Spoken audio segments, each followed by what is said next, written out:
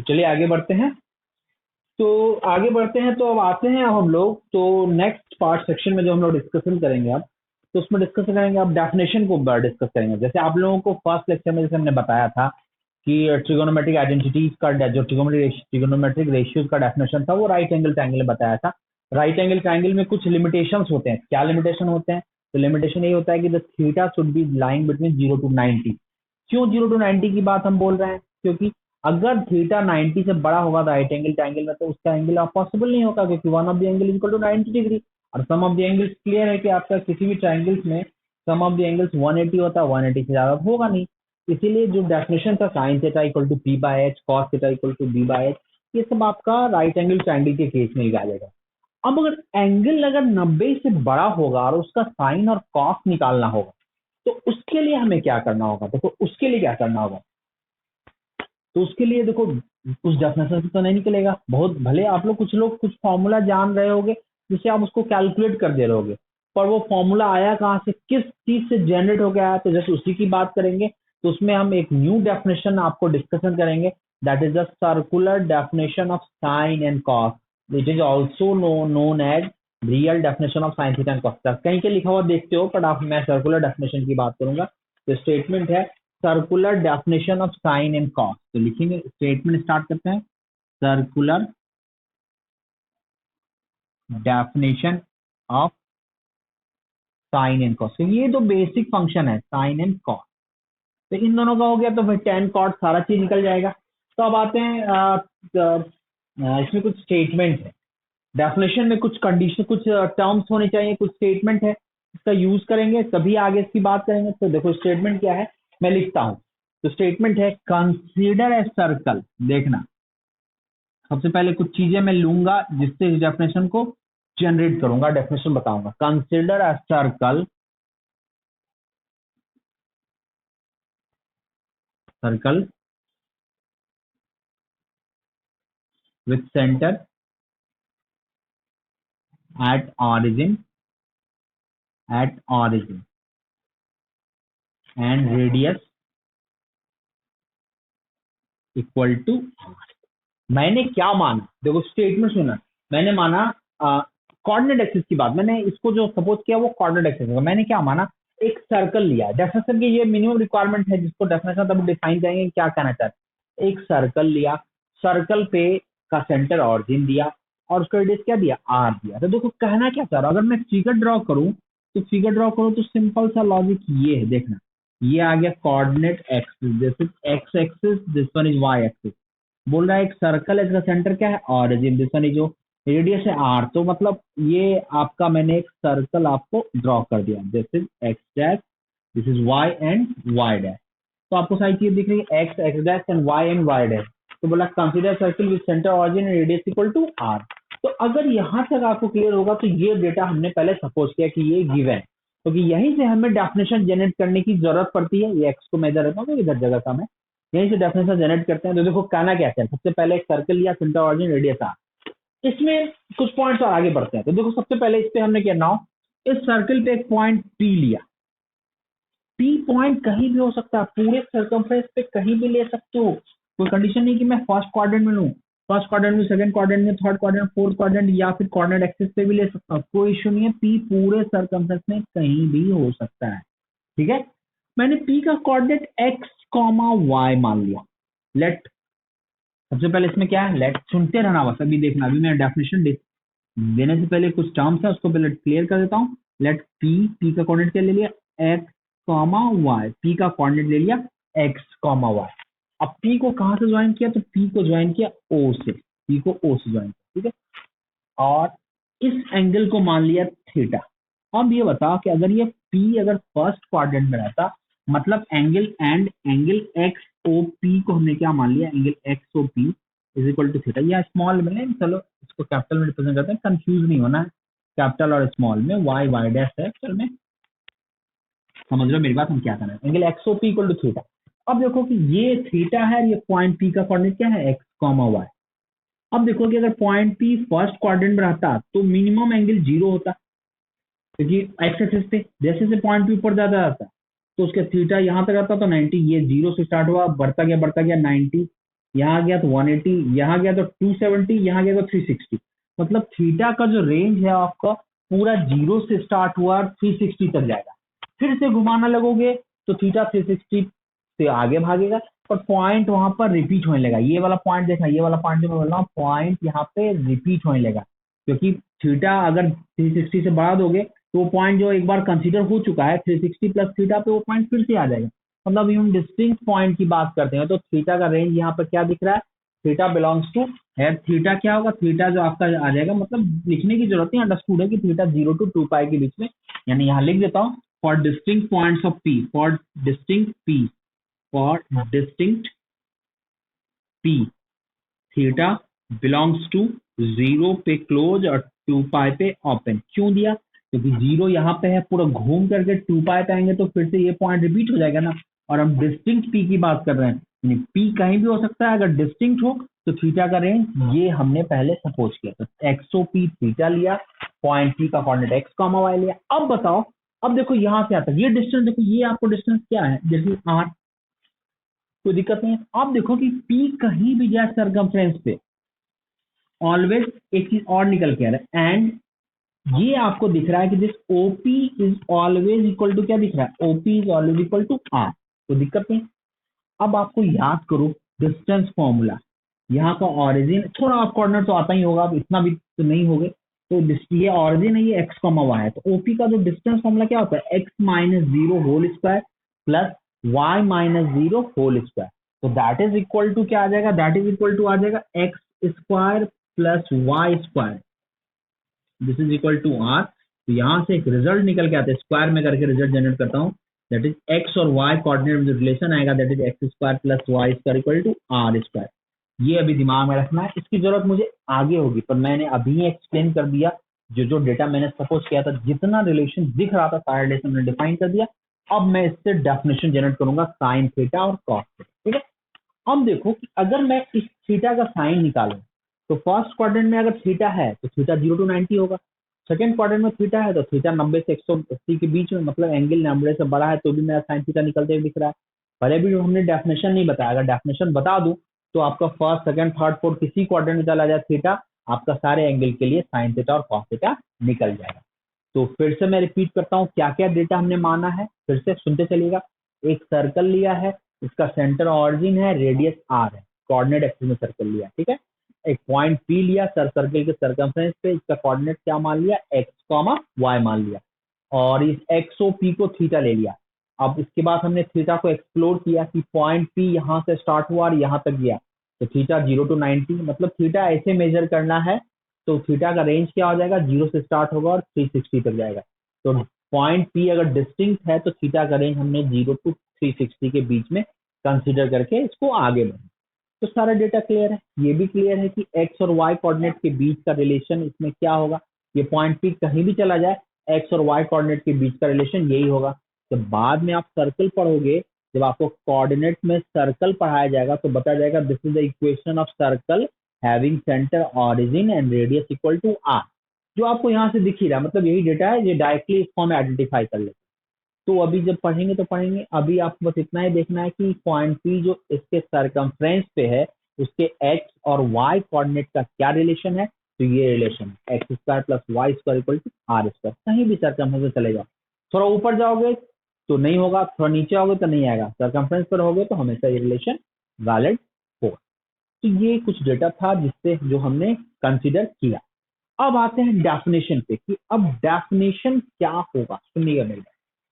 अब आते हैं जिसकी जरूरत थी मोस्ट अवेटेड, तो डेफिनेशन एग्जैक्टली यही है कि हमें इस थीटा का डेफिनेशन निकालना है। तो देखो इस थीटा का डेफिनेशन निकालने के लिए हमें कुछ नहीं, इस एक्सओपी यानी जो भी पॉइंट पी है, एक्सओपी, पी फर्स्ट क्वाड्रेंट में है तो एक्स, तो ये हो गया थीटा, पी सेकंड क्वाड्रेंट में होगा तो ऐसा होगा, तो उसमें थीटा ये हो जाएगा, थर्ड क्वाड्रेंट होगा तो थीटा ये हो जाएगा, फोर्थ क्वाड्रेंट होगा तो थीटा ये होगा। अब मैं फर्स्ट के लिए रिप्रेजेंट कर रहा हूँ, बाद में चारों क्वाड्रेंट निकाल के दिखाऊंगा कि ऐसा ऐसा होता है।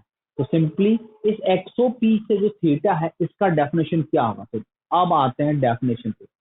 तो इस साइन थीटा, थीटा आपका यही एंगल एक्सओ पी है, तो इस साइन थीटा का डेफिनेशन है दैट इज इक्वल टू, लिखते हैं x, sorry, sine theta is equal to y coordinate, y coordinate of point P divided by r, मतलब सिंपली y कोऑर्डिनेट क्या होगा, तो y coordinate that is equal to y by r, that is equal to sine theta. मतलब यहाँ से एक step मैं लिखता हूँ, फिर से लिख देता हूँ, साइन थीटा इक्वल टू क्या निकल के आया, y डिवाइड बाय r, ये आ गया रिजल्ट। सिमिलरली अगर मैं cos थीटा का डेफिनेशन जनरेट कर रहा हूँ, cos theta equal to x coordinate of point P divided by r, that implies this is equal to x by r, मतलब यहाँ से निकल आएगा cos theta equal to x by r। तो x इसमें क्या है, थीटा तो आपका एंगल XOP है, x इसमें क्या है, x coordinate of point P, और y क्या है इसमें, y coordinate of point P। यही है दो डेफिनेशन जिसका आपको पूरा एप्लीकेशन करना है। यही डेफिनेशन जनरेट किया गया, this is called circular definition of sine and cos, याद रखिएगा, this is called circular definition of sine cos. मतलब फर्स्ट क्वाड्रेंट में है, सेकंड क्वाड्रेंट में, कहीं भी हो, बस पॉइंट पी के एक्स और वाई कोऑर्डिनेट से साइन और कॉस आप डिसाइड कर सकते हैं। This is called circular definition. मैं फिर से बोल रहा हूँ, सर्कुलर डेफिनेशन कुछ नहीं है, बहुत ही सिंपल सा स्टेटमेंट है, circular definition of sine and cos. Sine और कॉस यानी साइन थीटा निकालना है, तो थीटा क्या है, एंगल XOP।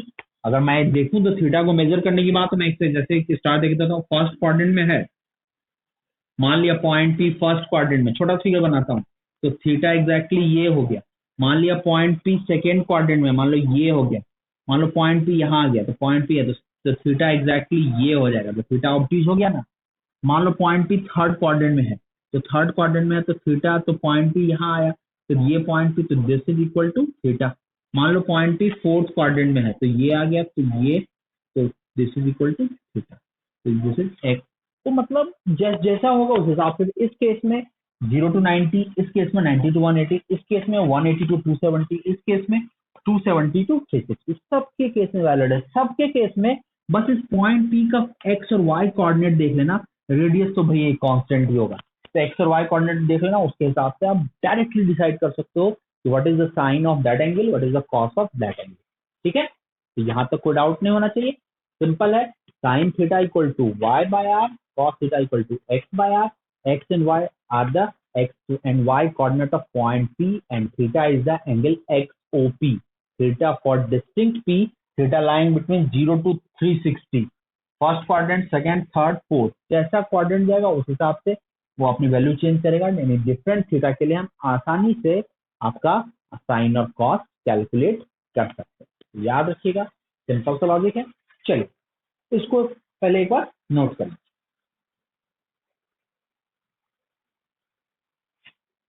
दिखना चाहिए, हमें लगता है कि कोई कंफ्यूजन होगा आपको, बस जो मैं कह रहा हूं उसको दिमाग में रखना।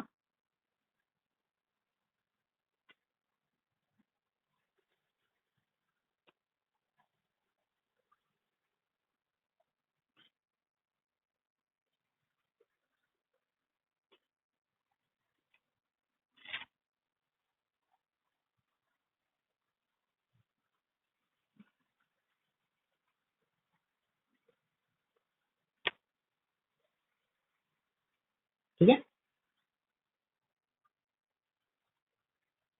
बताता हूं। अब आता हूं थोड़ा क्वाड्रेंट्स का केस, जो मैं आपको बताना चाहता हूं कि कैसे आप आइडिया लगाइएगा कि फर्स्ट क्वाड्रेंट, सेकंड क्वाड्रेंट में साइन और कॉस का क्या वैल्यू होगा। सिंपली मैं फिगर ड्रॉ किया था, सोचा इसको बता ही दूं। अगर इस डेफिनेशन को आप क्लियर होगा तो आपको पता है कि अगर फर्स्ट क्वाड्रेंट में पॉइंट पी होगा तो एक्स भी पॉजिटिव और वाई भी पॉजिटिव, आर तो पहले से पॉजिटिव है, r is a magnitude, that is the radius of the circle. तो फर्स्ट क्वाड्रेंट में देखो साइन और कॉस पॉजिटिव होगा, मतलब वो साइन और कॉस पॉजिटिव हुआ तो टेन कॉस सेक कॉस सब ना पॉजिटिव होगा। मतलब अगर मैं डिफाइन करना चाहूँ कौन से क्वाड्रेंट में कौन पॉजिटिव है, तो इसमें सारा क्वांटिटी ऑल पॉजिटिव, मतलब all trigonometric ratios are positive. वही अगर सेकेंड क्वाड्रेंट में आएंगे, सुनना मेरी बात, सेकेंड क्वाड्रेंट में आएंगे, सेकंड क्वाड्रेंट में कौन सा क्वाड्रेंट निगेटिव होता है, तो सेकंड क्वाड्रेंट में एक्स क्वाड्रेंट निगेटिव होता है। एक्स क्वाड्रेंट किस पर डिपेंडेंट है, एक्स क्वाड्रेंट नहीं, cos theta x quadrant dependent है, मतलब कॉस थीटा होगा नेगेटिव और साइन थीटा होगा पॉजिटिव। तो कॉस निगेटिव तो क्लियर है, सेक भी निगेटिव, tan भी निगेटिव, कॉट भी निगेटिव, तो सिर्फ पॉजिटिव कौन सा रह गया, तो सिर्फ साइन पॉजिटिव रहेगा, तो साइन पॉजिटिव रहा तो साइन पॉजिटिव है तो क्लियरली कॉसेक भी पॉजिटिव होगा, तो इसमें क्या लिख सकते हैं ऑल पॉजिटिव, तो इसमें क्या पॉजिटिव लिखेंगे साइन एंड कॉसेक, साइन और कॉसेक पॉजिटिव रहेगा, ठीक है, all positive sign cosec positive, ठीक है। थर्ड क्वाड्रेंट में आते हैं, तो थर्ड क्वाड्रेंट में कौन सा क्वांटिटी पॉजिटिव निगेटिव रहता है, तो निगेटिव इसमें आपका एक्स भी निगेटिव और वाई भी निगेटिव, थर्ड क्वाड्रेंट। अगर एक्स और वाई दोनों निगेटिव तो साइन भी निगेटिव कॉस भी निगेटिव, यानी सेक भी निगेटिव कॉसेक भी निगेटिव, बट साइन और कॉस का रेशियो 10 होता है, तो निगेटिव बाय निगेटिव क्या होगा पॉजिटिव, मतलब थर्ड क्वाड्रेंट में आपका 10 पॉजिटिव है, अगर 10 पॉजिटिव है तो कॉट भी पॉजिटिव होगा, तो क्लियर है कि इसको क्या लिख सकते हैं, इसमें क्या पॉजिटिव होगा, तो 10 और कॉट इसमें पॉजिटिव होगा, मतलब याद रखना है कि कौन से क्वाड्रेंट में कौन पॉजिटिव है। और फोर्थ क्वाड्रेंट में कौन सा पॉजिटिव होता है, तो फोर्थ क्वाड्रेंट में आपका एक्स पॉजिटिव होता है, वाई निगेटिव होता है, तो एक्स पॉजिटिव मतलब कॉस पॉजिटिव, तो कॉस पॉजिटिव है मतलब सेक पॉजिटिव है, और रेस्ट ऑल क्या होगा नेगेटिव, इसमें क्या लिख सकते हैं कॉस एंड सेक।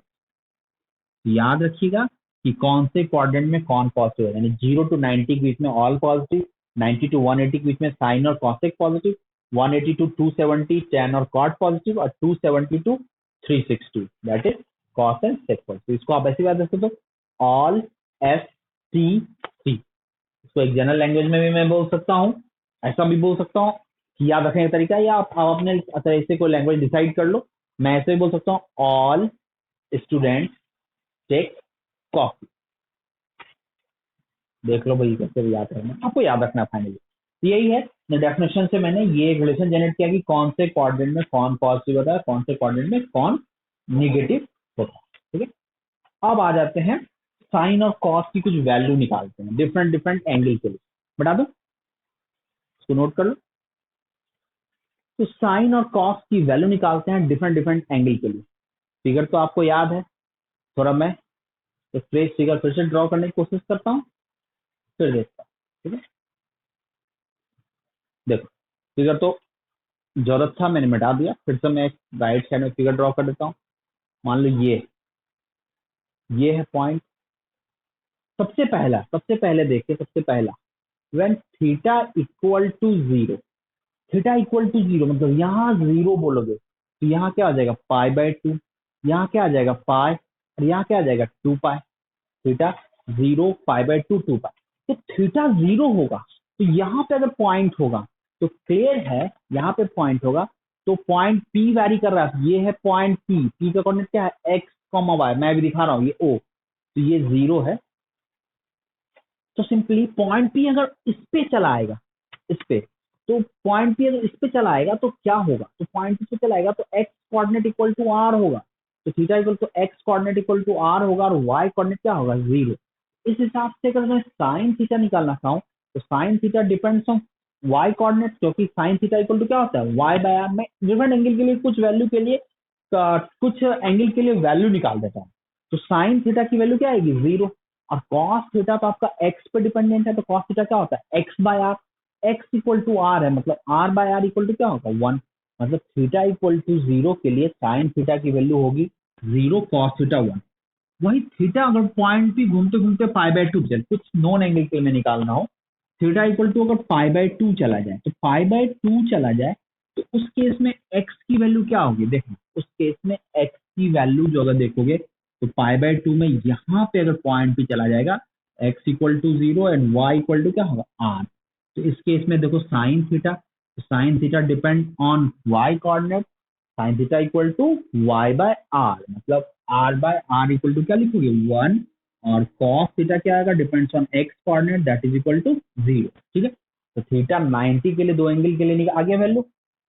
सिमिलरली घूमते घूमते ये 180 चला है, थीटा इक्वल टू क्या चल जाए पाई चला जाए, थीटा इक्वल टू पाई, तो थीटा अगर 180 चला जाए तो देखो क्या होगा x equal to minus r, क्योंकि यहाँ पे है ये आर था निगेटिव साइड था तो x equal to minus r, y equal to zero, x equal to minus r and y equal to zero, तो अब यहाँ से देखो क्या निकल के आएगा साइन थीटा और साइन थीटा, तो sine theta depends on y coordinate, तो वाई कोऑर्डिनेट जीरो है तो मतलब साइन थीटा जीरो, और cos theta depends on x coordinate, तो एक्स बाय आर, तो that is equal to -1। X की वैल्यू -r है तो -r/r तो -1 होगा।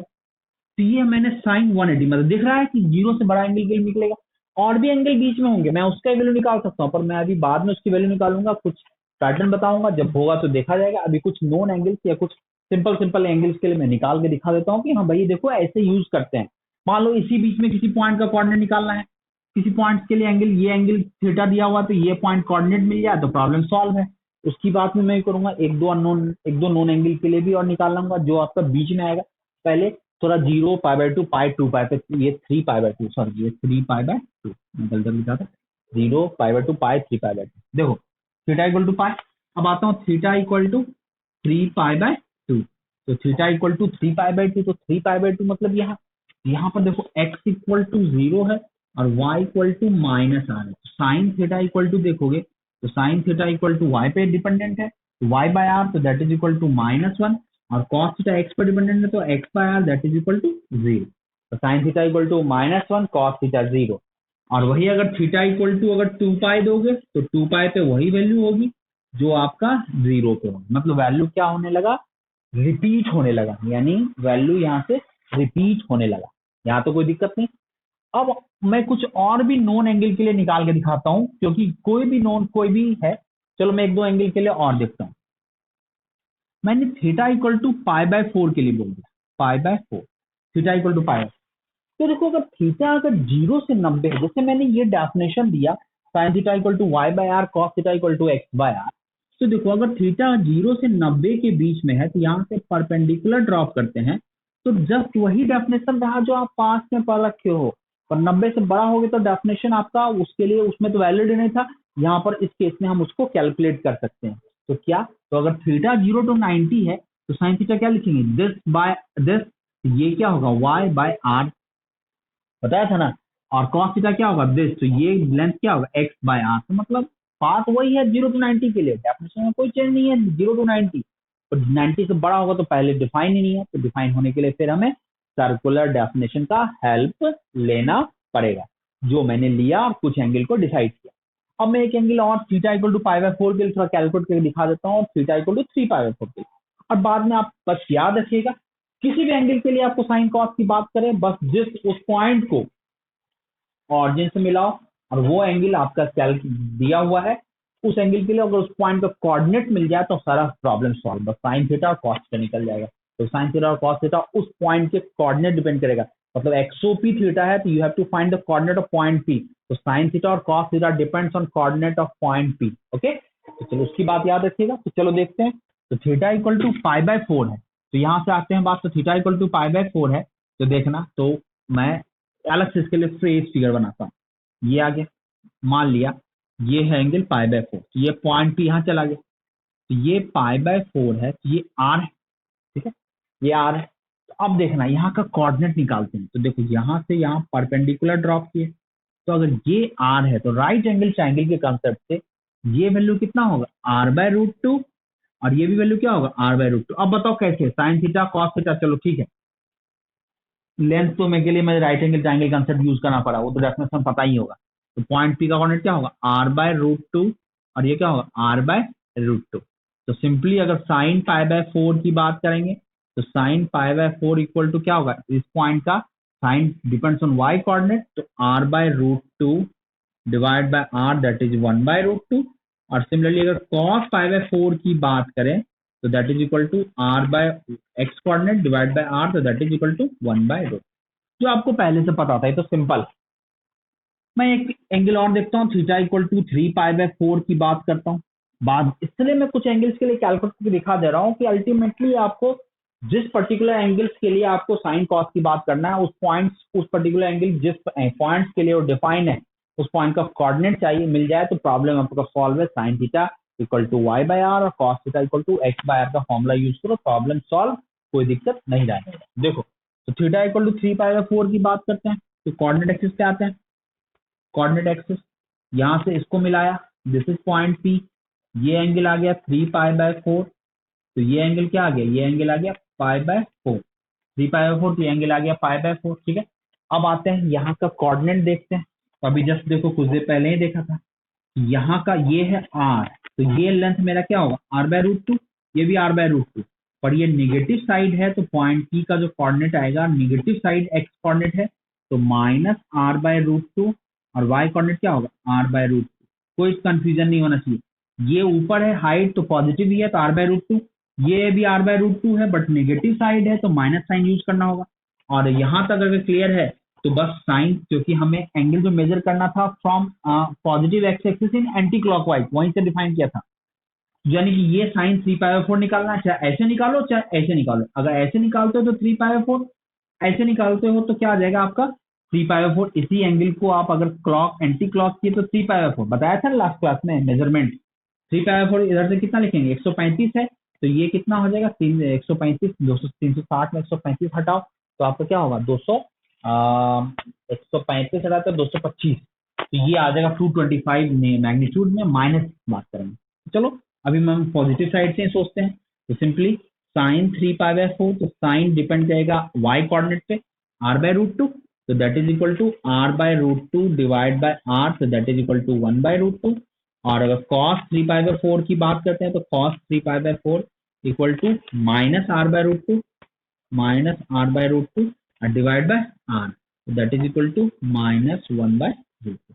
तो this is sine 3π/4 and cos 3π/4। Value निकल गया ना, मतलब कोई भी एंगल के लिए हम साइन कॉस की बात कर सकते हैं। करना बस यही है कि एंगल एक्सओपी इक्वल टू थीटा है और थीटा का साइन कॉस चाहिए, तो वो और पॉइंट पी आपका सर्कमफ्रेंस ऑफ सर्किल होना चाहिए पहली बात। तो बस उस पॉइंट पी का एक्स और वाई कोऑर्डिनेट डिसाइड हो जाए, आप आसानी से साइन थीटा कॉस थीटा निकाल सकते हो, क्योंकि साइन थीटा और कॉस थीटा उस पॉइंट पी के एक्स और वाई कोऑर्डिनेट पे ही डिपेंडेंट है। तो sine theta equal to y by r होगा और cos theta equal to x by r होगा। ठीक है, उम्मीद है आपको यहाँ तक बातें समझ में आई होंगी। तो ये देख रहे होगे कि कोई भी एंगल के लिए हम साइन कॉस निकाल सकते हैं, कोई प्रॉब्लम नहीं है, आसानी से कोई बातें कर सकते हैं। एंगल मेजरमेंट भी आपको बता रखा होगा, अगर इधर से हम π/4 हो गए, इसी एंगल को अगर ऐसे मेजर करें तो कैसे लिख सकते हैं, एंगल एक्सओपी ये भी हो सकता है, एंगल एक्सओपी ये भी हो सकता है, कोई दिक्कत नहीं। मैंने 0 to 360 बाउंड किया है, इसलिए किया कि पॉजिटिव साइड से मेजर किया, पर ऐसा कोई बाउंडेशन नहीं, मैंने मुझे वो डिफाइन करना था इसलिए मैंने बाउंड कर दिया। अब एंगल को आप कुछ भी एक्सप्लोर कर सकते हो, कोई इश्यू नहीं है। एक्सओपी थीटा है, समझे, वहां कंफ्यूज मत होना कि 0 to 360 है। इधर से π/4 रखे तो इधर से भी आप एक्सओपी निकाल सकते हो, क्लॉक एंटी क्लॉकवाइज किसी मैनर में आप करो, नो इश्यू। मतलब थीटा को उस केस में, मतलब थीटा बिलोंग्स टू आर आप लेके आप काम करेंगे, याद रखिएगा थीटा बिलोंग्स टू आर। वहां मैंने थीटा 0 to 360 डिस्टिंक्ट पॉइंट के लिए डिफाइन कर दिया था कि आपको कंफ्यूजन ना। तो ठीक है, तो मेरी बात समझ में आ गई। कोई भी एंगल आपको दिया रहे उसका साइन और कॉस आप कैलकुलेट कर सकते हैं। ठीक है, ये सारा पॉइंट क्लियर हो गया। अब आते हैं एक और बात, कि आप मान लो कि इस पॉइंट पी के लिए साइन थीटा निकाले, फिर थीटा बढ़ाते गए, पॉइंट पी मूव करते गए, different quadrant, second quadrant, third quadrant में आया, फिर डिफरेंट डिफरेंट एंगल के लिए साइन थीटा कॉस थीटा निकला, यहाँ आया, पूरा घूम गया 360, तो साइन थीटा कॉस थीटा निकल गया। फिर 360 से घूमे तो फिर पॉइंट पी पे चला आया। तो देखो आप यहाँ से देखो, यहाँ से देखना, मैं एक बात बोल रहा हूँ, यहाँ से मैंने स्टार्ट किया थीटा, फिर घुमाया घुमाया घुमाया घुमाया, यहाँ तक आया तो कितना होगा 360। अगर फिर से यहाँ पे चले जाओ तो ये कौन सा एंगल होगा, इस एंगल को लास्ट क्लास में बताया था ना, this angle is called 360 plus theta. तो 360 प्लस थीटा पे देखो, जो पॉइंट थीटा के लिए था वही पॉइंट आपका 360 प्लस थीटा, मतलब 360 के रिवॉल्यूशन के बाद कोई भी पॉइंट आपका रिपीट हो रहा है, मतलब इससे एक पॉइंट जनरेट हो रहा है, इससे एक नोड जनरेट हो रहा है कि after a complete revolution point p repeat itself. तो यानी जिस पॉइंट के लिए साइन और कॉस चाहिए वो रिपीट करता है, नहीं पूरा घूम जाने के बाद एंगल घुमाया, फिर 360 प्लस थीटा रिपीट किया, फिर 360 रोटेट कर दिए, फिर रिपीट किया, मतलब एक पूरा घूमने के बाद जहां से आए थे वहीं चले आए। मतलब जो वैल्यू थीटा पे होगा वही वैल्यू 360 प्लस थीटा पे होगा। क्यों? क्योंकि कोऑर्डिनेट फिर से रिपीट किया, इसीलिए साइन और कॉस की वैल्यू रिपीट करता है। कब? जब आप एक पूरा कंप्लीट रिवॉल्यूशन करवा दो, मतलब after a complete revolution that is angle 360 degree, sine and cos repeat itself. मतलब जो वैल्यू साइन थीटा पे होगा वही वैल्यू साइन 360 प्लस थीटा पे होगा। आप एंटी क्लॉकवाइज घुमाओ या क्लॉकवाइज घुमाओ कोई फर्क नहीं पड़ता, पूरे कंप्लीट रिवॉल्यूशन पे आपका साइन और कॉस अपने आप को रिपीट करेगा। तो ठीक है, तो पूरे तो इसी चीज को मैं पॉइंट में बना लिखवा दूंगा, पहले आप इसको नोट करें। ठीक है,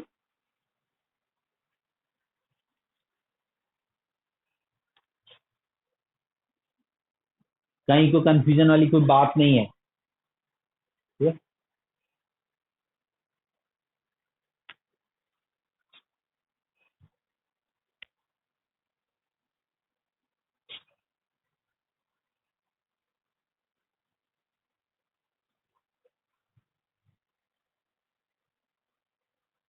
चलो नोट लिख लो, स्लाइड आया आपके पास, लिखा हुआ है ना।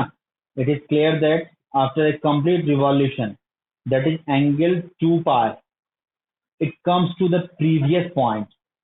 So we can say that any integral multiple of 2 pi, the value of sine and cosine do not change. मतलब the value of sine and cosine repeats itself. Integral multiple of 2 pi means after a complete revolution of 360 degree, मतलब जो भी angle है उसमें 360 degree add करो या subtract करो।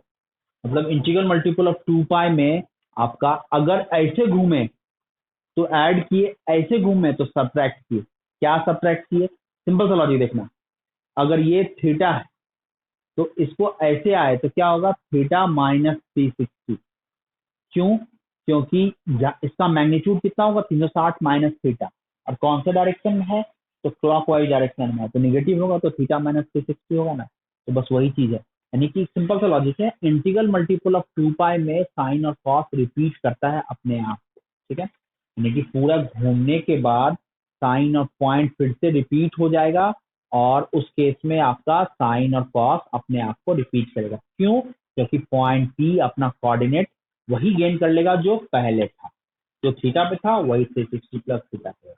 इसीलिए कहा जाता है कि after an integral multiple of 2 pi and after a complete revolution sine and cos repeat itself. तो यहीं से एक रिजल्ट जनरेट हुआ, और एक पॉइंट आप देख रहे हो उसमें लिखा भी हुआ है नोट में कि sine 2n pi plus theta equal to sine theta, cos 2n pi plus theta equal to cos theta. मतलब integral multiple of 2 pi plus theta sine theta ही होगा, और cos 2n pi plus theta cos theta होगा। क्यों? क्योंकि point फिर वहीं आ जा रहा है जहां से स्टार्ट किए थे साइन थीटा और कॉस। ठीक है, एन यहाँ पे क्या है? एन इंटीजर है। एन अगर पॉजिटिव होगा तो एंटी क्लॉकवाइज, एन निगेटिव होगा तो क्लॉकवाइज मूवमेंट करके पॉइंट को रिपीट किया। जब पॉइंट रिपीट करेगा तो वैल्यू भी रिपीट करेगा। जस्ट यही बात हमारा बोलना चाह रहे हैं, sine 2n pi plus theta और sine cos equal to 3 sine theta, और cos 2n pi plus theta equal to cos theta. तो ठीक है, तो ये पॉइंट याद रखिएगा, कुछ ऐसा कंफ्यूजिंग स्टेटमेंट नहीं है।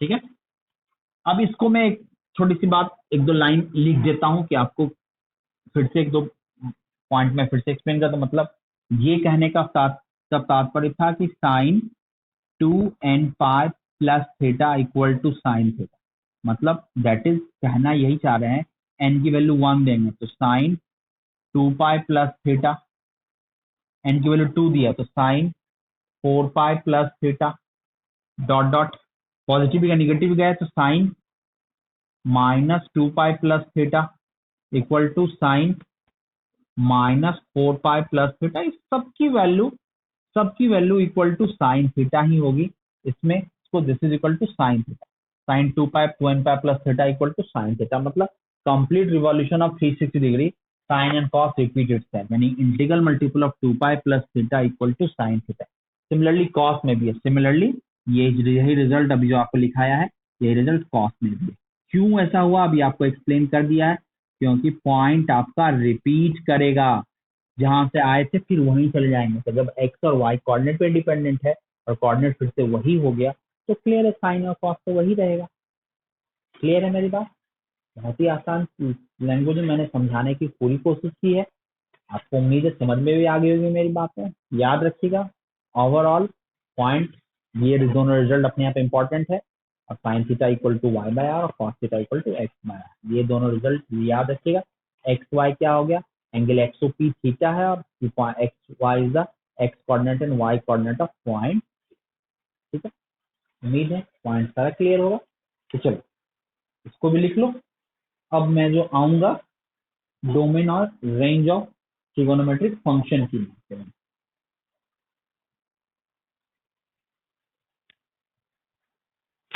उम्मीद है आपको बातें समझ में भी आ रही होंगी। जितना बता रखा है उसको एकदम बिना कोई टाइम वेस्ट किए हुए फटाफट कर लेना है। ठीक है ना, इसमें ये नहीं कि आपको पूरा टाइम मिलेगा आप आराम से करोगे। लेक्चर कंटिन्यूअसली आएगा, एक एक दो दिन के गैप पे। आपको बस अपडेट रहना है, आराम से चीजें नहीं चलानी है। जब दिया गया इमीडिएट देखो और जो होमवर्क दिया गया उसको कंप्लीट करके फिनिश करो। ठीक है, फिनिश करके ही रेस्ट करो। ठीक है, चलो तो अब नेक्स्ट है range and domain of trigonometric function.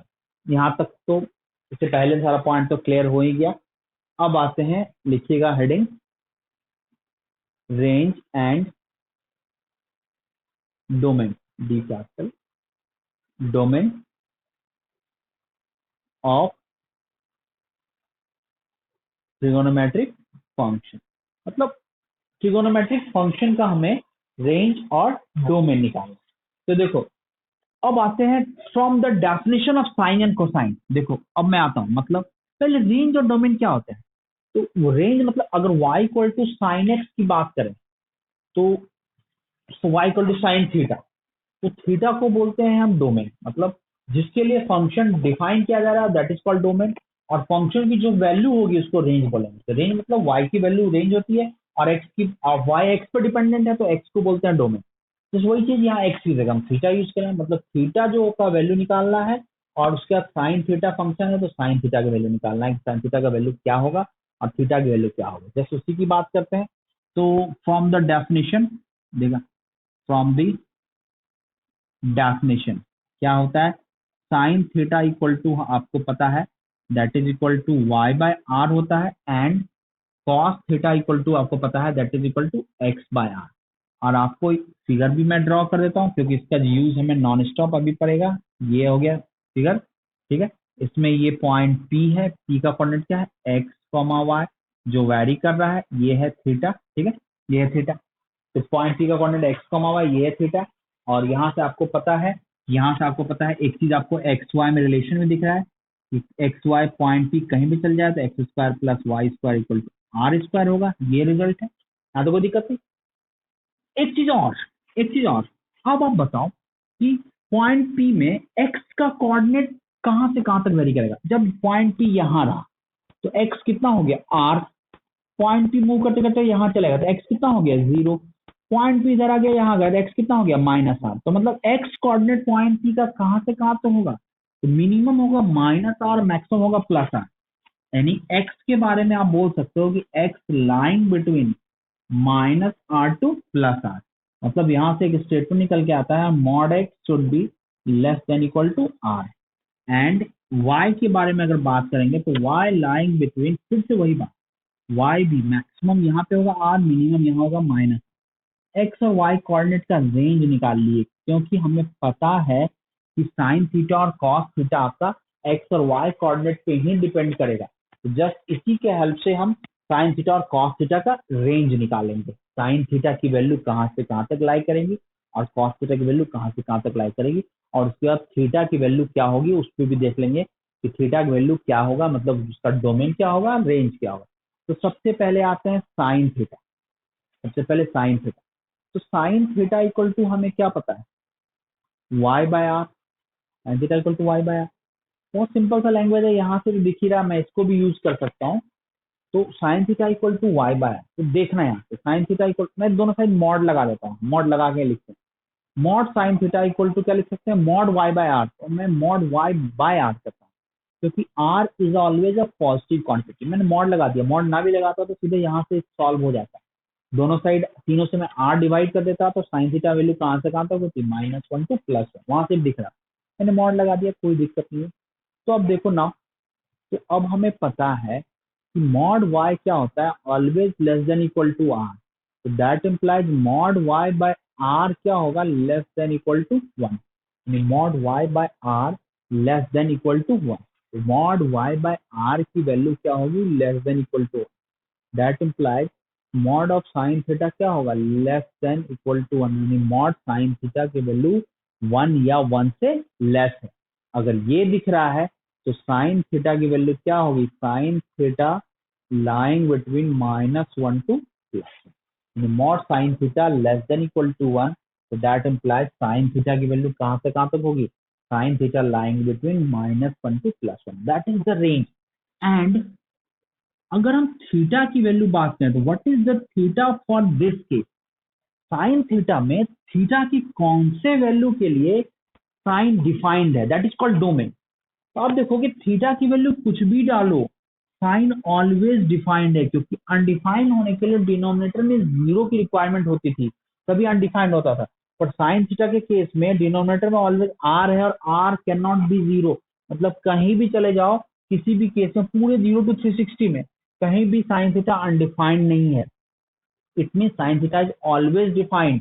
तो ऑलवेज डिफाइंड के केस में थीटा जो होगा बिलोंग्स टू आर होगा, मतलब कोई भी वैल्यू डाल दो, ऐसे घुमाओ 0 to 360, घुमाते चले गए 360 720 बढ़ता चला गया, कोई भी एंगल चले जाओ, घुमाते घुमाते हम एंगल को इंफिनिटी तक मेजर कर लिया, मतलब 50 बार घुमा दिया तो 360 into 50,000 तो 316,000 सिमिलरली, मतलब कोई भी एंगल के लिए जाओ तो ऑलवेज साइन थीटा डिफाइंड है। क्लॉकवाइज घुमाओ तो भी साइन थीटा डिफाइंड है, मतलब नेगेटिव साइड में भी कहीं भी चले जाओ डिफाइंड, पॉजिटिव साइड में भी कहीं भी चले जाओ डिफाइंड है, मतलब साइन थीटा थीटा की कोई भी वैल्यू के लिए डिफाइंड होगा, अब कोई भी मतलब -infinity to +infinity, that's why we can written theta belongs to r. तो याद रखिएगा ये इंपॉर्टेंट है, this is domain and this is range, यानी साइन थीटा की वैल्यू -1 से +1 के बीच में होगी और उसके केस में थीटा क्या होगा, बिलोंग्स टू आर। ये है पहला रिजल्ट साइन के केस, ठीक है। अब आते हैं दूसरा रिजल्ट, साइन का तो क्लियर है, दूसरा result, second result will be cos theta, cos का ही मॉड लगा देते हैं, cos theta equal to mod of x by r. और अभी आपको पता है कि mod x less than equal to r, तो mod of x by r क्या होगा, फिर से वही लेस देन इक्वल टू 1, मतलब मॉड कॉस थीटा, यानी मॉड कॉस थीटा की अगर सपोज हम बात करें तो this is less than equal to 1, मतलब यहां से अगर बात करें तो कॉस थीटा कहां से कहां तक होगा, तो cos theta lying between -1 to +1, यानी mod cos theta less than equal to 1, तो कॉस थीटा आपका होगा -1 से +1।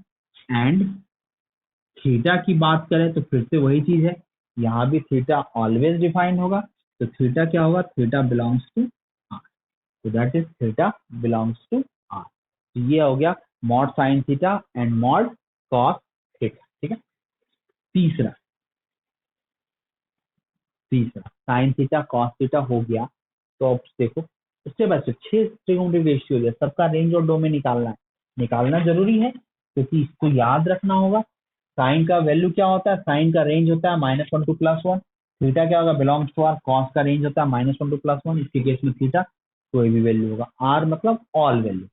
अब आते हैं नेक्स्ट आते हैं सेक थीटा की बात करते हैं, लिखता हूँ, मैंने लिख दिया सेक नहीं, पहले कॉसेक थीटा। तो देखो कॉसेक थीटा की बात करो, कॉसेक थीटा का मॉड दे दिया, तो देखो कॉसेक थीटा मतलब क्या हुआ, 1 by modulus of sine theta, देखना 1 by mod of sine theta, sine theta देखो क्या 1 by mod of sine theta, देखो साइन थीटा क्या होगा, दैट इज आर बाय क्या होगा, modulus of y, mod y by r होगा, मॉड लगा दिया तो r by mod y, r by mod Y की बात करें तो दैट इज लिख रहा है ग्रेटर देन इक्वल टू 1, यानी मॉडुलस ऑफ कॉसेक थीटा का वैल्यू दिख रहा है कि ग्रेटर देन इक्वल टू 1, मतलब यहाँ से क्या दिख रहा है कि mod of cosec theta greater than equal to 1, यानी मॉड कॉसेक थीटा आपका ग्रेटर देन इक्वल टू 1 आ रहा है, तो mod cosec theta greater than equal to 1, तो यहाँ से अगर आप देखो तो cosec theta less than equal to, याद होगा mod of z greater than equal to 1, pattern याद करो बेसिक में,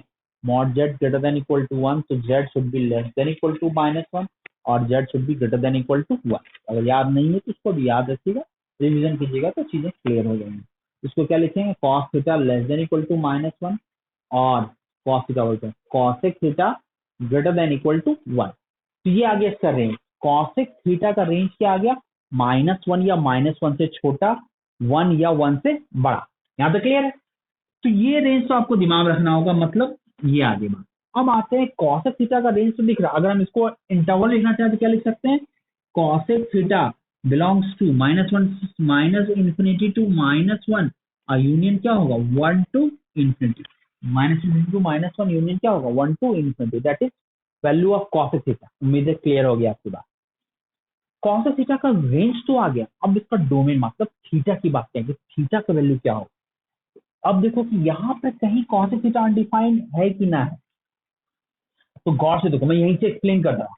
कॉसेक थीटा में r बाय वाई का फॉर्म है, यानी कॉसेक थीटा अनडिफाइंड हो सकता है, क्योंकि कॉसेक थीटा के केस में डिनोमिनेटर जीरो हो सकता है। कॉसेक थीटा के केस में डिनोमिनेटर जीरो हो सकता है, क्योंकि ये y है और y can be equal to zero. तो y जीरो कहाँ कहाँ हो सकता है, y जीरो होगा यहाँ पे और यहाँ पे। तो यहाँ पे कौन सा एंगल होगा जीरो, यहाँ पे कौन सा एंगल होगा पाई, वाई जीरो ही तो होगा। सिमिलरली अगर फिर से घूमे तो 2 पाई, फिर से आए तो 3 पाई, 4 पाई, 5 पाई, 6 पाई, 7 पाई, उल्टा चले तो 0 माइनस पाई -2 पाई। मतलब पाई के इंटीग्रल मल्टीपुल पे कॉसेक थीटा अनडिफाइंड है। तो अगर मैं इसकी बात करूं, जरा मैं ऊपर मिटा रहा हूं, चलो मैं यहाँ पे लिख देता हूँ। तो एंड थीटा बिलोंग्स टू जो होगा पाई के इंटीग्रल मतलब थीटा आपका ना पाई के इक्वल होगा, ना 2 पाई, ना 3 पाई, ना 4 पाई, 5 पाई, 6 पाई। मतलब इधर लिखता हूँ तो theta cannot be equal to pi, 2 pi, 3 pi, dot dot minus pi, -2 pi. That is मतलब इसको लिख सकते हो theta cannot be equal to n pi, यानी थीटा n पाई की इक्वल नहीं होगा, n आपका इंटीजर होगा। मतलब इसको छोड़ के सबके लिए थीटा पॉसिबल हो सकता है। मतलब इसको आप ऐसे लिख सकते हो, मतलब इसके केस में थीटा क्या लिखोगे, theta belongs to real minus n pi. क्यों कहा, क्योंकि पाई के इंटीग्रल मल्टीपुल पे कॉसेक अनडिफाइंड होता है। उस केस में डिनोमिनेटर में कॉसेक स्टेटमेंट के अकॉर्डिंग डिनोमिनेटर में जो y है वो y कोऑर्डिनेट जीरो हो जाता है जब पाई के इंटीग्रल मल्टीपल पे जाते हैं। यहाँ पे जीरो जीरो एंगल है, यहाँ पे पाई एंगल है तो भी y कोऑर्डिनेट जीरो, फिर से घूमे तो 2 पाई 3 पाई सब पे y कोऑर्डिनेट जीरो आ रहा है, इसलिए हमने n पाई को इसमें माइनस किया।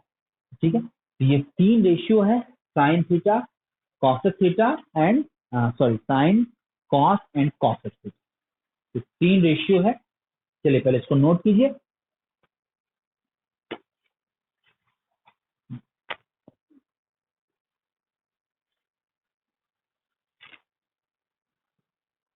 Range and domain of trigonometric function.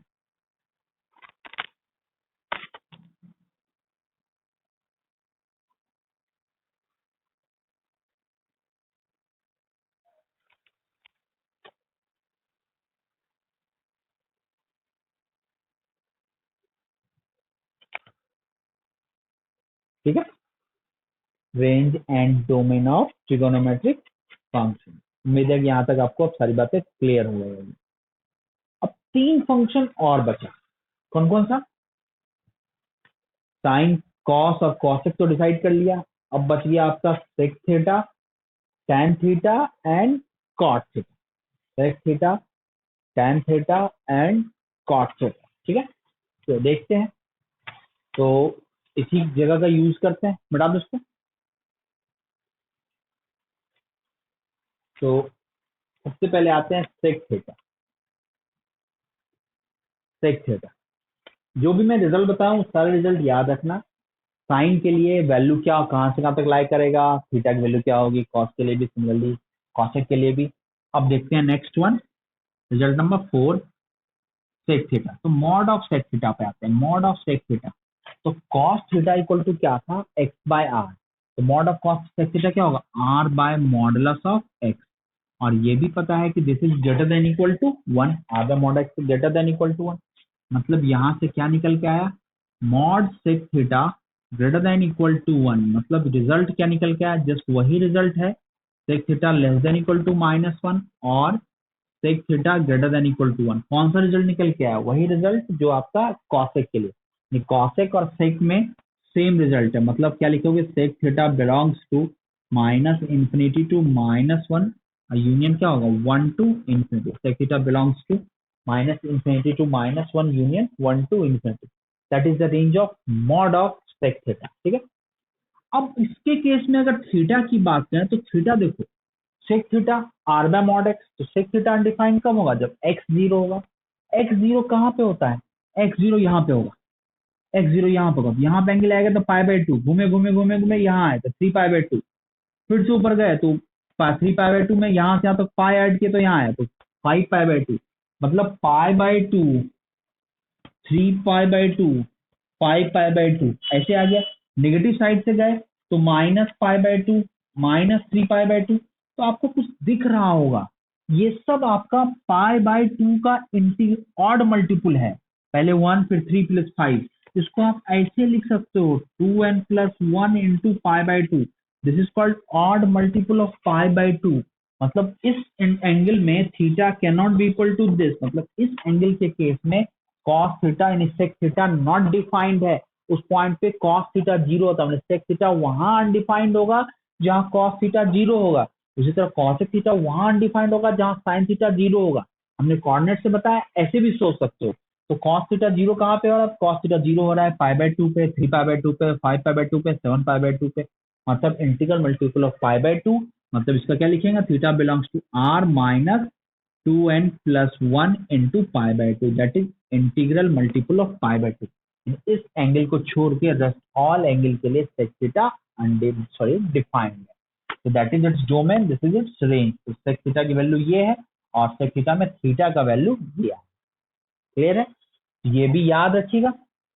अब आते हैं फिफ्थ स्टेटमेंट में, है ना, है तो सिंपल बेटा, देखिए बना करने के लिए बहुत ज्यादा इसमें नहीं है, मेरी बात ध्यान से सुनिए और जो पॉइंट बता दिया उसको लिख लीजिए और याद रखिए, है सिंपल, बस आपको कुछ कुछ पॉइंट्स याद रखना होगा। मैंने अभी भी कहा कुछ कुछ चीजें इसमें याद रखने के लिए है, जो आपको जो कहा जाए उसको बस स्ट्रिक्टली फॉलो कीजिए और उतना करते चलिए। ट्रिगोनोमेट्री का आसान टॉपिक है, मतलब कुछ फॉर्मूला जिसमें आ जाते हैं, मैंने पहले कहा कुछ फॉर्मूला आ जाते हैं पर ज्यादा दिमाग नहीं लगेगा, बस फॉर्मूला ठीक से याद रहे तो प्रॉब्लम आपको बहुत आसानी से सॉल्व हो जाएगा। ये भी कहीं कहीं यूज होगा ही, ये आपका रेंज में यूज होगा, जिस सब जो भी बता रहा हूँ सब आपको स्टेप बाय स्टेप याद रखना और प्रॉपर नोट भी लिखना है कि आपको रिवीजन में कोई दिक्कत ना हो।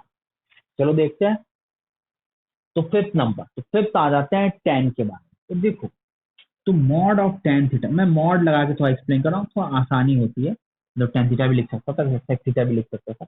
तो मॉड ऑफ tan थीटा मतलब sine by cos, sine theta क्या होता है y by r, cos theta क्या होता है x बाय आर, दोनों को डिवाइड कर r और r कैंसिल, तो दैट इज इक्वल टू क्या लिख सकते हैं, दैट इज इक्वल लिख सकते हैं mod y by mod x, तो दिक्कत, या ऐसे भी लिख दो modulus of y by x, इतना तो कोई दिक्कत नहीं होना चाहिए। अब देखो कि मॉड ऑफ tan थीटा की वैल्यू क्या होगी, अनडिफाइंड तो होगा जब x जीरो होगा, अनडिफाइंड तो होगा, एग्जैक्ट जीरो पर तो नहीं बात हो सकती। तो देखो यहाँ पर सबसे पहला पॉइंट अभी देखते हैं, अनडिफाइंड की बात तो करेंगे ही करेंगे, अब पहले इसका रेंज निकाल लीजिए। देखो mod y by mod x का एग्जैक्ट रेंज आप कुछ नहीं पता कर रहे हो, पर ये जरूर देख रहे हो कि इसकी मिनिमम वैल्यू जीरो होगा, जीरो मॉडुलस है, y जीरो है तो ये जीरो, y की वैल्यू बढ़ता चला गया तो y बढ़ेगा, देखो इधर से इधर गया तो y बढ़ा पर x घटा, यहाँ पे y इक्वल टू क्या है r और x क्या है जीरो, तो r बाय जीरो तो इंफिनिटी, मतलब इस अगर सब पे मॉड लगा दें तो मिनिमम जीरो है तो मैक्सिमम कहाँ तक गया, इन्फिनिटी तक गया। तो मैं इसको ऐसा लिख सकता हूँ, सुनना मेरी बात, इसको ऐसा लिख सकता हूँ, स्टार्ट हुआ जीरो से और अप टू इन्फिनिटी, कंफ्यूज मत होना। निगेटिव मैंने इसीलिए नहीं लिया कि मॉड लगा दिया, जो निगेटिव वैल्यू था वो भी पॉजिटिव बन गया, तो पॉजिटिव में सबसे छोटा वैल्यू गेन किया जीरो और सबसे बड़ा वैल्यू तो अनडिफाइंड है, दैट इज इन्फिनिटी। यहाँ तो कोई दिक्कत नहीं होना चाहिए, मॉड tan थीटा यानी मॉड y बाय x का जो रेंज है zero to infinity, zero to infinity. अब बात करो कि आपको हमने ऐसा लिखा मॉडुलस ऑफ tan थीटा, आपको दिख रहा है बिलोंग्स टू जीरो पे क्लोज और इन्फिनिटी पे ओपन, ठीक है। तो मॉड का ये वैल्यू है, अगर आप एक बार याद रखो mod of something equal to k, तो मॉड हटाए तो क्या होगा, मॉड की समथिंग की वैल्यू क्या होगी, के भी होगी और माइनस के, जस्ट वही चीज है ना। अगर इस मॉड को हटाए तो जो पॉजिटिव वैल्यू है वही मैग्नीट्यूड का निगेटिव वैल्यू भी होगा, मतलब जीरो के लिए जीरो होगा, जीरो से आगे बढ़ोगे 0.1 तो 0.1 भी होगा, तो -0.1 भी, 0.2 तो -0.2 भी, मतलब जितना पॉजिटिव में आगे गए उतना ही निगेटिव में भी कवर करना पड़ेगा। मतलब यहाँ से अगर मॉड हटाएंगे तो tan थीटा निगेटिव में 0 to इन्फिनिटी, तो निगेटिव क्या होगा माइनस इन्फिनिटी टू 0। तो ओवरऑल दोनों को मिलाएंगे तो क्या आ जाएगा, tan theta belongs to minus infinity to plus infinity. That is मैं लिख सकता हूँ कि tan theta belongs to r, मतलब थीटा की कोई भी वैल्यू दो, tan थीटा का रेंज जो होता है वो ऑल रियल वैल्यू होता है from minus infinity to plus infinity. इसको याद रखिएगा। कोई आपको इतना प्रॉपर प्रूफ कोई नहीं पूछेगा, कोई इतना नहीं बताता है। मैं थोड़ा बता दे रहा हूँ कि आपका कॉन्फिडेंस बिल्डअप हो, कहाँ से आए वो बातें समझ में आए। सारी ये डेफिनेशन से निकल के आए, कुछ नया कुछ मैं कुछ स्पेशल नहीं बोल रहा, बस जो डेफिनेशन है उसी से निकाल के आपको सारे रिजल्ट दिखा रहा हूँ। तो उससे आपको सारी बातें दिखा रहा हूँ, आप उस बात को सुनो और फाइनली रिजल्ट याद रखो। लोग तो बस रिजल्ट लिख दिया आगे बढ़ गया, बस उतना ही जरूरत होता है। मैं भी उतना कर सकता था, पर मैंने चाहा कि भाई आपको ये सारी बातें बता दूं कि आपको कहीं कोई डाउट ना रहे और ये ना लगे कि सर ने ये नहीं बताया। तो क्लियर है। tan थीटा का क्या वैल्यू होगा, tan theta belongs to r, मतलब ऑल रियल वैल्यू। और इसके केस में थीटा का रेंज निकालेंगे तो थीटा क्या रेंज होगा, तो tan थीटा वहां पे अनडिफाइंड होगा जहां cos थीटा 0 होता है। और cos थीटा 0 कहाँ पे होता है, क्योंकि tan theta equal to sine theta by cos theta. तो cos थीटा 0 होगा यहाँ पे यानी π/2, 3π/2, 5π/2, 7π, मतलब इसकी बात करेंगे। यानी कि sec थीटा के लिए जो था वही tan थीटा के लिए भी अनडिफाइंड करना होगा। मतलब इसको छोड़ के रेस्ट ऑल पॉइंट के लिए tan थीटा आपका डिफाइंड होगा, क्योंकि वहां पे आपका इस एंगल पे x की वैल्यू क्या हो जाएगी 0, क्योंकि y कोऑर्डिनेट एक्सिस पे है तो x इक्वल टू 0। तो मतलब simply tan theta is defined where tan theta is defined where cos theta not equal to 0। तो cos थीटा 0 कहाँ पे है, तो π/2, 3π/2। तो सिंपली इसी की बात करेंगे तो थीटा आपका वही हो जाएगा जो sec थीटा की बात करें। तो theta equal to real minus 2n plus 1 into π/2. So that is the range of modulus of tan theta, and that is the range of tan theta. Tan theta belongs to r, ये result याद रखें और ये result याद रखें, मतलब इसको और इसको दिमाग में रखना है और कुछ नहीं है। ठीक है, तो यही है आपका the range of tan theta. तो 5 हमने फंक्शन का रेंज डिफाइन कर दिया, लिखते चलो और सारा पॉइंट्स आपको दिमाग में सेट रखना है। कहीं कुछ ऐसे बात मैं बोल ही नहीं रहा जो आपको कंफ्यूज करे। अगर किसी को किसी पॉइंट पे कहीं कंफ्यूजन हो रहा हो तो मेरी आपसे रिक्वेस्ट है कि आप वीडियो को एक बार और देख लो। मैंने पूरी कोशिश की है कि एक एक पॉइंट को एक्सप्लेन करने की कोशिश की है कि आपको कहीं कोई कंफ्यूजन ना रहे। फिर अगर कोई कंफ्यूजन रहा तो आप देखोगे तो आपको जरूर क्लियर हो जाएगा। फिर भी अगर कुछ डाउट रहा तो आप उससे जैसे डिस्कशन करते हो कर लिया करना, पर हाँ डाउट को बचा के मत रखना। डिस्कशन करके डाउट को फिनिश करो और आगे बढ़ो। ठीक है, इसको नोट कीजिए। एक लास्ट बच गया है, उसको मैं डायरेक्ट रिजल्ट लिख देता हूँ। सेम tan थीटा की तरह ही है cot थीटा, सीधे मैं cot थीटा लिख ही देता हूँ। cot थीटा, तो cot थीटा सीधे लिख देता हूँ ना। cot theta belongs, cot theta भी यही होगा जो आपका tan थीटा था, वहाँ y/x था, cot थीटा में x/y होगा। और थीटा cot थीटा को ये होगा कि cot थीटा में थीटा क्या लिखोगे, तो थीटा cot थीटा अनडिफाइंड कहाँ होगा, जहाँ sin थीटा 0 होगा। साइन थीटा 0 कहाँ पे होता है, पाई पे, 2π पे, 3π पे, 4π पे, मतलब n पाई को छोड़ के सारे पॉइंट्स के लिए cot थीटा डिफाइंड होगा। मतलब थीटा क्या लिखेंगे, theta belongs to real minus n pi. ठीक है, तो that is the range of theta, theta belongs to real minus n pi. यही है आपका फर्स्ट सिक्स फंक्शन, इसको भी सेम अप्रोच से आप डिसाइड कर। तो ये याद रखिएगा कि रेंज क्या हो गया, साइन का रेंज और कॉस का रेंज सेम है। साइन और कॉस दोनों का रेंज आ जाएगा -1 to +1। मैंने जो आपका सर्कुलर डेफिनेशन से जो ये सब स्टेटमेंट निकाला, इसके हेल्प से मैंने रेंज प्रूव भी कर दिया है कि ऐसा होगा। आपको रिजल्ट याद रखना है, साइन का और कॉस का मिनिमम वैल्यू होगा -1 और मैक्सिमम वैल्यू होगा +1। अब दोनों के केस में थीटा की वैल्यू रियल होगी, मतलब ऑल वैल्यू ऑफ थीटा के लिए साइन और कॉस डिफाइंड है, याद रखिएगा। दूसरा आ जाता है सेक और कॉसेक, तो सेक और कॉसेक का रेंज सेम होगा। सेक और कॉसेक -∞ to -1 यूनियन 1 to ∞ है, बट थीटा की वैल्यू दोनों के लिए अलग अलग है। सेक की वैल्यू में थीटा की वैल्यू आपको दिख रहा है कि real minus 2n plus 1 into pi by 2 है, यानी 2n plus 1 into pi by 2 में सेक अनडिफाइंड है, इसलिए मैंने उस एंगल को एक्सक्लूड किया। और कॉसेक के केस में जहाँ साइन 0 है उस पे अनडिफाइंड है, तो साइन कहाँ पे 0 है, तो पाई के इंटीग्रल मल्टीपल पे साइन 0 है, मतलब रियल माइनस एन पाई के केस में कॉसेक का आपका थीटा दिखा। सिमिलरली tan के केस में देखा कि रेंज आता है बिलोंग्स टू आर, और थीटा की वैल्यू आती है वो tan में जहाँ पर कॉस अनडिफाइंड है, कॉस अनडिफाइंड पहले से पता था, तो वो आपका यानी कि सेक का और tan का थीटा का वैल्यू सेम होगा। और सिमिलरली कॉट का और कॉसेक का थीटा वैल्यू सेम होगा। कॉट भी वही अनडिफाइंड है जहाँ साइन 0 है, कॉसेक भी वही अनडिफाइंड है जहाँ साइन 0 है, मतलब रियल में से उसको हटा दो और रेस्ट ऑल पार्ट के लिए आपका सब ये डिफाइंड है। तो इसी यही है फर्स्ट 6 ट्रिगोनोमेट्रिक फंक्शन का, यानी फर्स्ट क्या है 6 ट्रिगोनोमेट्रिक फंक्शन जो आपको पता है उसका आपको रेंज एंड डोमेन।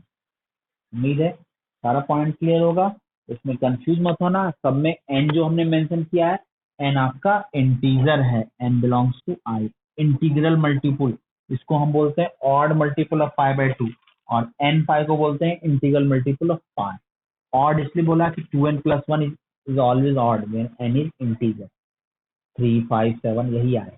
ठीक है, तो चलिए इसको स्क्रीनशॉट ले लो, पॉइंट लिख के एक से दो बार इसको ढंग से देख लीजिएगा, और कहीं कंफ्यूजन होगा तो फिर इसको फिर देखिए।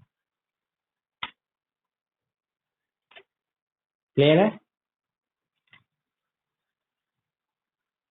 ये पार्ट तुम्हारा कंप्लीट हो गया, domain and range of trigonometric function. अब इतना रिजल्ट तो आज मैंने क्या क्या डिस्कशन किया, आज मैंने जो डिस्कस किया ये आपको सबसे पहले तो डेफिनेशन बताया, एक फास्ट रिव्यू में फिर से बोलता हूँ। सबसे पहले तो डेफिनेशन बताया, साइन और कॉस एक्सप्लेन कर दिया, याद रखिएगा, तो यूज भी कुछ जगह करेंगे। फाइनली हमें फॉर्मूला से ही मतलब है, पर डेफिनेशन से ही फॉर्मूला जनरेट करेंगे। तो फॉर्मूला अभी मैं रिडक्शन फॉर्म बताऊंगा जिसमें sine minus theta cos minus theta sine 180 plus theta 90 plus theta, उसमें मैं यही इसी फॉर्मूला यूज करूंगा, साइन और कॉस के डेफिनेशन से ही सब फॉर्मूला जनरेट करूंगा। फाइनली आपको भले इसकी ज्यादा यूज नहीं है, पर इसके हेल्प से जो स्टेटमेंट निकल के आया उसको दिमाग रखना होगा ना कि कहाँ से आया, उसके पीछे का लॉजिक तो देखना होगा ना। तो इसलिए मैं एक एक चीज छोटी छोटी चीजें बता के आगे बढ़ रहा हूँ कि आपका कंसेप्ट क्लियर हो और आगे की चीजें आपके लिए आसान हो। ठीक है, तो आज जो मैंने देखा डेफिनेशन देखा साइन कॉस का, डेफिनेशन के बाद सबसे पहले उसमें ये भी बताया कि देखो कैसे एंगल चेंज करते हैं तो वैल्यू क्या क्या हो रहा है, और ये भी बताया कि एक पूरा रिवॉल्यूशन के बाद फिर से उस पॉइंट पे आते हैं तो कोऑर्डिनेट फिर सेम हो जाता है, मतलब उस एंगल के लिए भी साइन और कॉस अपने आप को रिपीट करता है। उससे एक रिजल्ट निकाल के आया कि इंटीग्रल मल्टीपल ऑफ 2 पाई पे साइन और कॉस का वैल्यू क्या होता है सेम, तो क्या था sine 2n pi plus theta equal to sine theta, cos 2n pi plus theta equal to cos theta. यहाँ तक तो क्लियर कर दिया आपको। उसके बाद वही क्वाड्रेंट में बताया कि कौन से क्वाड्रेंट में कौन पॉजिटिव होता है, तो all student take copy, all मतलब ऑल पॉजिटिव, स्टूडेंट मतलब साइन कॉस एक्स, टेक मतलब टेन कॉट, और कॉपी मतलब कॉस एंड एक्स। ठीक है, तो ये फोर्थ क्वाड्रेंट की बात है, ये भी बता रखा था आपको। सिमिलरली आपको, और उसके बाद मैंने रेंज और डोमेन की बात की, जो मोस्ट इंपॉर्टेंट सेक्शन है, sine cos tan cot sec cosec का रेंज क्या होगा और थीटा की वैल्यू इसके लिए क्या होगी, ये सारी चीजें आप याद रखिएगा। पूरे मैथमेटिक्स में इन सबों का यूज कहीं न कहीं होता रहेगा, इसलिए सारा पॉइंट आपको याद आना चाहिए और आपको दिमाग में set करना है। तो ये बस आपकी जिम्मेदारी है, इतना तो आप कर ही सकते हो, तो ये सब करके रखिएगा। अब जो मैं आगे डिस्कशन करूंगा, देखो अब जो मैं आगे डिस्कशन करूंगा ये तो हो गया आपका ये वाला पार्ट की मैंने ट्रिगोनोमेट्री अब स्टार्ट कर दी। ट्रिगोनोमेट्री अब आपका स्टार्ट है, एक सही रिदम पे पहुंच रहे हैं, अब हम लोग ट्रैक पे पहुंच रहे हैं ट्रिगोनोमेट्री। और ट्रिगोनोमेट्री बहुत बड़ा टॉपिक नहीं है, बहुत जल्दी ट्रैक पे पहुंचेंगे और बहुत जल्दी प्लेटफॉर्म भी आ जाएगा, इसलिए जितना बताया जा रहा है उसको खटाखट खटाखट करते चलो। क्वेश्चन नंबर क्वेश्चन ज्यादा है पर थ्योरी कंटेंट कम है, तो मैं भले मैं डाउट और प्रॉब्लम डिस्कशन करते हुए थोड़ा लेक्चर को टाइम लगा के कंप्लीट करूंगा, पर ऐसा भी नहीं कि ये आप बनाओ ही ना वेट करते रह जाओ। तो आप जो दिया जा रहा है उसको टाइम पे कंप्लीट करके और जो बताया जा रहा है उसको करते रहो, समझ रहे हो मेरी बात। तो बस ये है आपका, तो ये करते रहोगे तो आपको ट्रिगोनोमेट्री बहुत आसानी से और आराम से निकल जाएगा। ठीक है ना, तो इतना कर लीजिएगा। अब मैं जो नेक्स्ट लेक्चर में जो डिस्कशन करूंगा थोड़ा मैं उसका ब्रीफ दे देता हूँ। और इस लेक्चर को क्लोज करता हूँ। ऑलरेडी मैंने बोल रखा है कि हर एक लेक्चर 2 पार्ट में आएगा, पार्ट 1 एंड पार्ट 2। तो पार्ट और दोनों पार्ट फिर नेक्स्ट लेक्चर में भी 2 पार्ट में आएगा। आपको दोनों पार्ट टाइम पे कंप्लीट करके और आगे बढ़ना है, ठीक है। तो अब नेक्स्ट थर्ड लेक्चर में मैं क्या डिस्कशन करूंगा, थोड़ा मैं एक आइडिया दे देता हूँ। थर्ड लेक्चर में मैं रिडक्शन फॉर्म डिस्कशन करूंगा। रिडक्शन फॉर्म बताया था, sine minus theta, sine 90 plus theta, 90 minus theta, 180 plus theta. बहुत लोगों को पता भी होगा, पर उसको मैं थोड़ा डिस्कशन करके थोड़ा कुछ कुछ प्रूफ करके भी दिखाऊंगा ऐसे ऐसे होता है। फिर एक टेबल बना के एक शॉर्टकट मेथड भी बताऊंगा कैसे ऐसे याद रखना है। फिर उस पे उसके क्वेश्चंस पे आऊंगा। आज मैंने एक भी क्वेश्चन नहीं दिया है, जो दिया है आपको पार्ट 1 में दिया, पार्ट 2 में भी कोई क्वेश्चन लाने लायक नहीं है। नेक्स्ट क्लास बताने के बाद तब आपका क्वेश्चन जनरेट होगा। तो आप बस थ्योरी की इस पार्ट 2 देखने का, पार्ट 2 की थ्योरी को ढंग से कंप्लीट करके पूरा कंफर्म करके आप इसको क्लोज कीजिएगा। तो फिर मैं फिर नेक्स्ट लेक्चर में फिर आगे कंटिन्यू करूंगा, तो चीजें आपको आसानी से समझ में आएंगी। तो नेक्स्ट लेक्चर में मैं रिडक्शन फॉर्म, फिर कंपाउंड एंगल, फिर उस पर बहुत सारा फॉर्मूला आएगा और उस पर क्वेश्चन चलते हैं। जैसा भी होगा देखा जाएगा। सबसे पहले तो मेरी यही कोशिश रहेगी कि पार्ट 1 में जो असाइनमेंट दे रखे हैं उसके डाउट को डिस्कस करूँ और फिर आपको आगे की जो भी होगा नेक्स्ट लेक्चर में होगा। इतना करके कंफर्म करके रहिएगा। जो भी डाउट, अगर किसी को कोई डाउट हो तो पहले आप खुद से देखिए, समझने की कोशिश कीजिए, एक बार लेक्चर और देखने की कोशिश कीजिए। अगर उसके बाद भी कहीं कंफ्यूजन रह गया तो आप मुझसे मुझे मैसेज कीजिए, मुझे इंटीमेट कीजिए कि सर यहाँ पे डाउट है। मैं आपको पूरी कोशिश करूंगा कि आपके डाउट्स को क्लियर करें, ठीक है। तो चलो आज के लेक्चर यहीं क्लोज करते हैं, बिना कोई टाइम वेस्ट किए हुए। इसको देखो और सारी बातों को नोट करते हुए इसको ढंग से कंप्लीट, ठीक है। चलो रखते हैं फिर, ऑल द बेस्ट।